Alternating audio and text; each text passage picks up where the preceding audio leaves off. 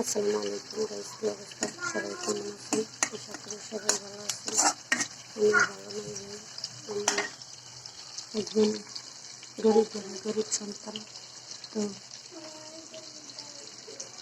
ছেলেরা যদি দুই বিয়ে করে, ছেলেদের কোনো কিছু হয় না।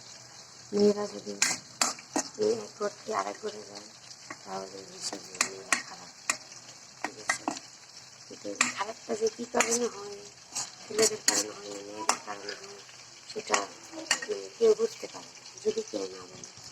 ছেলে যদি অত অসত অন্যায় করে, তাহলে ছেলেরাই ভালো। মেয়েরা যদি কোনো অন্যায় না করে, তাহলে মেয়েরাই খারাপ। মেয়েরাই সব দিক থেকে মেয়েরা খারাপ। আমার হাজবেন্ড মারা গেছে,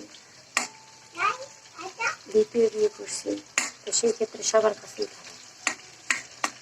একজন মেয়ের মাথার উপরে একটা ছায়া না থাকলে যে কী হয়, সেটা একমাত্র একটা মেয়ে বোঝে।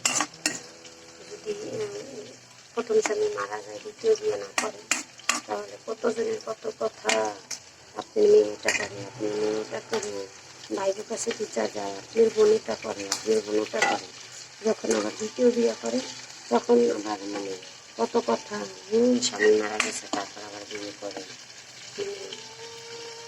মেয়েটা সর্বদিকেই দোষ পায়, ভাই বোনেরা সবাই সর্বদিকে দ্বিতীয় বিয়ে করলেও দোষ, না করলেও দোষ।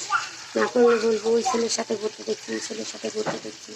বিয়ে করলে বলবো জামাই এই ভদ্রতাকে হলেই বলবো ওটা ভালো না, ওটা খারাপ, নানান কথা।